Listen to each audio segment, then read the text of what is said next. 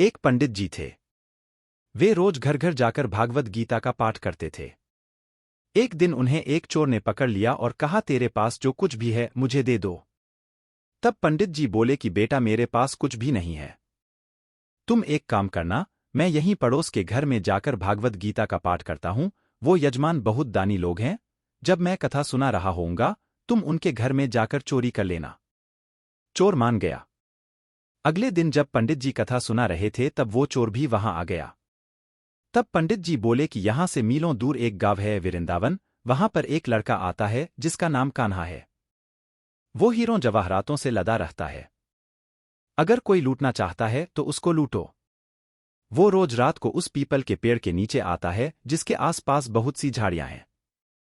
चोर ने ये सुना और खुशी खुशी वहां से चला गया। वो चोर अपने घर गया और अपनी बीवी से बोला कि आज मैं एक कान्हा नाम के बच्चे को लूटने जा रहा हूं। मुझे रास्ते में खाने के लिए कुछ बांध कर दे दो। पत्नी ने कुछ सत्तू उसको दे दिया और कहा कि बस यही है जो कुछ भी है। चोर वहां से ये संकल्प लेकर चला कि अब तो मैं उस कान्हा को लूट के ही आऊंगा। वो पैदल ही पैदल टूटे चप्पल में ही वहां से चल पड़ा। रास्ते में कान्हा का नाम लेते हुए वो अगले दिन शाम को वहां पहुंचा जो जगह उसे पंडित जी ने बताई थी। अब वहां पहुंचकर उसने सोचा कि अगर मैं यहीं सामने खड़ा हो गया तो बच्चा मुझे देखकर भाग जाएगा तो मेरा यहां आना बेकार हो जाएगा। इसलिए उसने सोचा क्यों न पास वाली झाड़ियों में ही छुप जाऊं। वो जैसे ही झाड़ियों में घुसा, झाड़ियों के कांटे उसे चुभने लगे। उस समय उसके मुंह से एक ही आवाज आई, कान्हा कान्हा। उसका शरीर लहूलुहान हो गया, पर मुंह से सिर्फ यही निकला, कान्हा आ जाओ, कान्हा आ जाओ। अपने भक्त की ऐसी दशा देख के कान्हा जी चल पड़े। तभी रुक्मणी जी बोली कि प्रभु कहाँ जा रहे हो, वो आपको लूट लेगा। प्रभु बोले कि कोई बात नहीं, अपने ऐसे भक्तों के लिए तो मैं लूट जाना तो क्या मिट जाना भी पसंद करूंगा। ठाकुर जी बच्चे का रूप बना के आधी रात को वहां आए।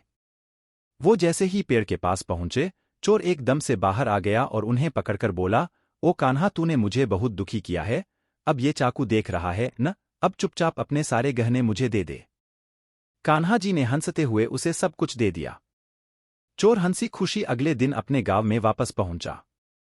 सबसे पहले उसी जगह गया जहां पर पंडित जी कथा सुना रहे थे। जितने भी गहने वो चोरी करके लाया था उनका आधा उसने पंडित जी के चरणों में रख दिया। जब पंडित जी ने पूछा कि ये क्या है, तब उसने कहा, आपने ही मुझे उस कान्हा का पता दिया था, मैं उसको लूट के आया हूं और ये आपका हिस्सा है। पंडित जी ने सुना तो यकीन ही नहीं हुआ। वे बोले कि मैं इतने सालों से पंडिताई कर रहा हूं, वो मुझे आज तक नहीं मिला। तुझ जैसे पापी को कान्हा कहाँ से मिल सकता है। चोर के बार बार कहने पर पंडित जी बोले कि चल मैं भी चलता हूं तेरे साथ वहां पर। मुझे भी दिखा कि कान्हा कैसा दिखता है, और वो दोनों चल दिए। चोर ने पंडित जी को कहा कि आओ मेरे साथ यहां पे छुप जाओ। दोनों का शरीर लहूलुहान हो गया और मुंह से बस एक ही आवाज निकली, कान्हा कान्हा आ जाओ। ठीक मध्य रात्रि कान्हा जी बच्चे के रूप में फिर वही आए। दोनों झाड़ियों से बाहर निकल आए। पंडित जी की आंखों में आंसू थे। वे फूट फूट के रोने लग गए। चोर के चरणों में गिर गए और बोले कि हम जिसे आज तक देखने के लिए तरसते रहे, जो आज तक लोगों को लूटता आया है, तुमने उसे ही लूट लिया, तुम धन्य हो। आज तुम्हारी वजह से मुझे कान्हा के दर्शन हुए हैं, तुम धन्य हो। सीख ऐसा है हमारे कान्हा का प्यार अपने सच्चे भक्तों के लिए।